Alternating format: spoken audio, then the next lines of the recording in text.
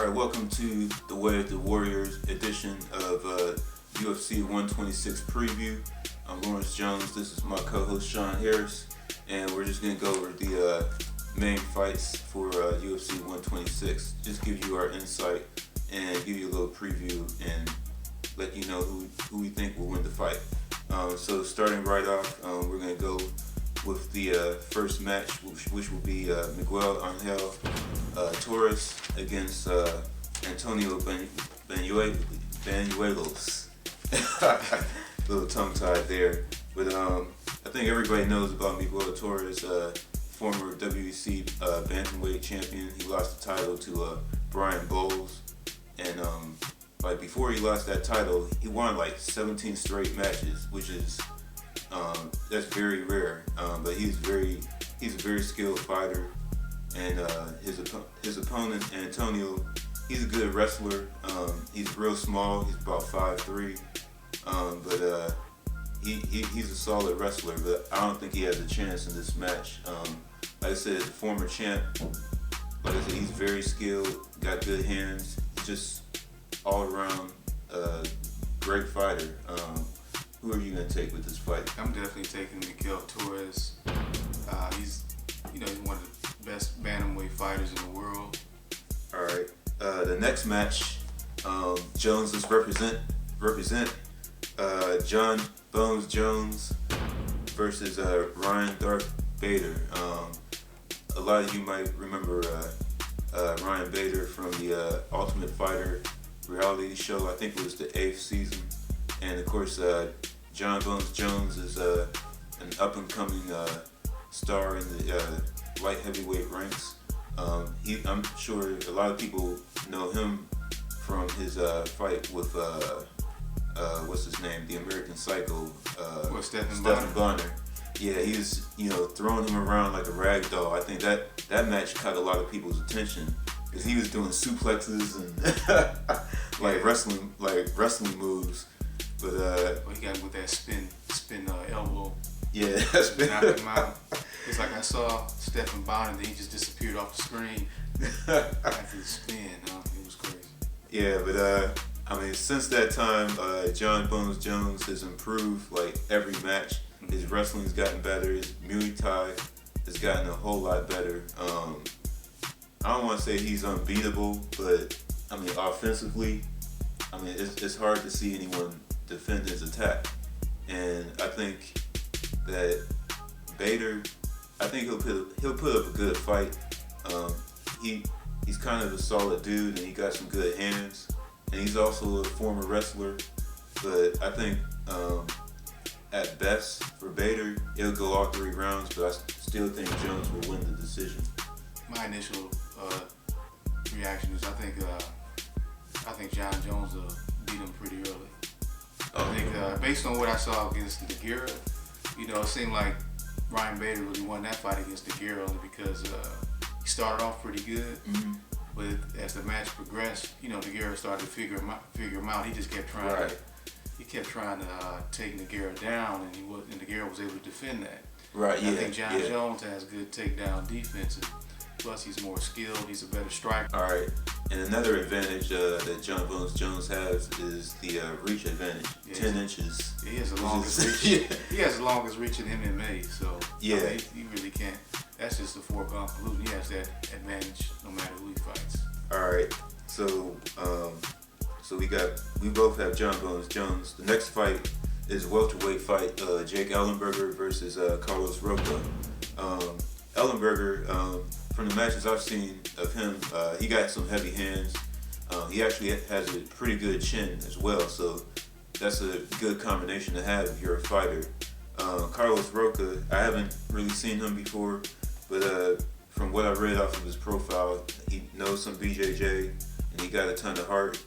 He's won 8 of his matches by submission. He's 9-0, and he stands at about 5'10". So he hasn't gone distance in any fight? I didn't check that. That's a good question. I guess not. If you won by submission and you won by knockout, so he's only fought 9 professional fights, right? Right. So he hasn't gone a distance. So this will be a very interesting match. typically when it's, well, he's not necessarily a wrestler, but typically if you have a BJJ guy and a guy that's real well versed at submissions, of course they're going to try to go for the takedown. And Ellenberger, he's pretty much just a straight up striker. Doesn't really have too much of a wrestling background.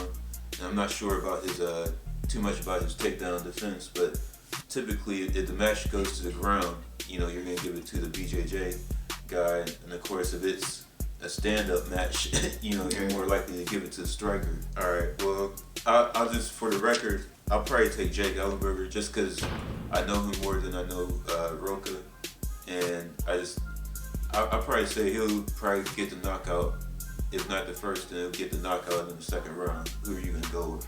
But I'm going to take Roca just off the basis of he's from Brazil. Yeah, Don't know nothing about him. He must be good. Yeah, Brazil versus the world record is, at least in the UFC, is pretty outrageous. All right. The next match, I call this the Battle of Ohio. You got Forrest Griffin from Columbus, just 2 hours south of here in Akron, and then you have Rich Franklin from Cincinnati, the Nasty Natty. So you got two Ohio boys. The one guy, Forrest Griffin, he's kind of like a brawler. He got a lot of heart, and I know a lot of people might have been thrown off by his hasty exit from the fight he had against Anderson Silva, who we'll talk about later. But from what I read, supposedly the reports were that Anderson dislocated his jaw, and so he just rushed out and left and went to the hospital to have his jaw taken care of. But I mean, either way, it just looked bad. But he broke his jaw and his ego. Yeah. But either way, I'm gonna go with Rich Franklin. I think he's the better fighter. I like. I'm gonna go with Forrest Griffin. Okay, so we split on this one. Yeah. All right, we'll see about that. All right, so the last fight, the fight that I'm sure everyone wants to see now after like a number of disappointing fights. The current middleweight champion has had. His last fight was pretty good. Yeah, he finally had a good fight in his last fight against Chael Sonnen. He was losing pretty much every round, and then he made a clutch move at the last second and was able to submit Chael Sonnen. So now he's fighting Vitor Belfort, who has been, at least from what I've heard, they fought before Belfort had beat him. What we know about Belfort, in this last fight, he beat Rich Franklin, knocked him out, and Belfort has some quick hands. I mean, he that dude is pretty quick, you know what I'm saying, as far as punching. He doesn't quite have the athleticism that the Spider has, and even though he looked very off in his last fight, I would think, you know, if he's healed up and, you know, like the ribs are healed up and everything, you know, he doesn't have any lingering injuries, I think he should be able to retain his title. But I think I'm gonna stick with the champ, and I'm gonna take Silva. Who are you gonna go with this? I'm going with Silva. I mean, until someone beats him, I'm going with him. All right. Well, that's our preview of UFC 126. Once again, after UFC 126, we'll do our review of it. You know, give our insight and thoughts on the matches, and of course, I'll be a perfect 5-0, and he'll be 4-1 since he picked Forrest Griffin.